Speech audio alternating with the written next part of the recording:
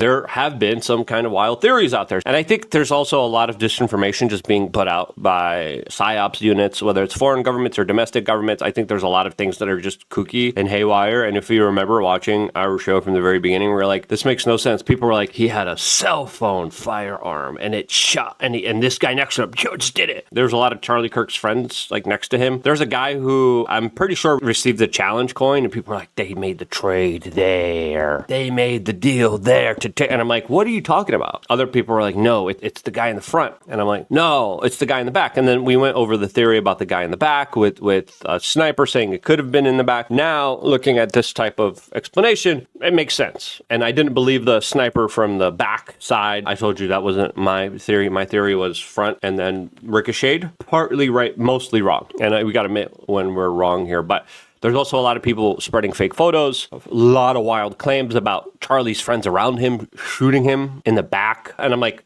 that just makes no sense at all. And I do believe there's a deliberate effort to try to muddy the waters here, whether by either insane people or a government orchestrated type of, or foreign government orchestrated type of muddying of the waters.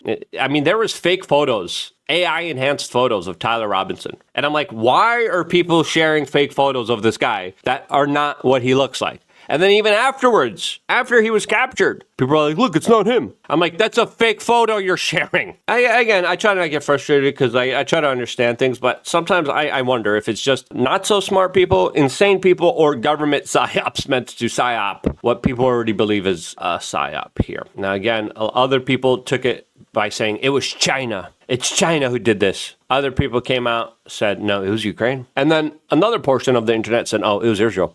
One person who didn't say it was Israel was Nick Fuentes. As first, there was conspiracy theories from the left being like, it was Nick who did it. And then now, even his own fellow gropers are mad at him because he's not blaming Israel for this. As a lot of people are saying, well, I think he's addressing it like he actually sees it, and all of this is giving him a lot of attention. It looks like the Larkin Rose account is really mad at him for not blaming DJs here. Associated Press, fast focus, assassination of Charlie Kirk prompts flood of false and misleading claims online. The biggest misleading claim comes from the leftist liberal media being like, oh, he's a MAGA guy.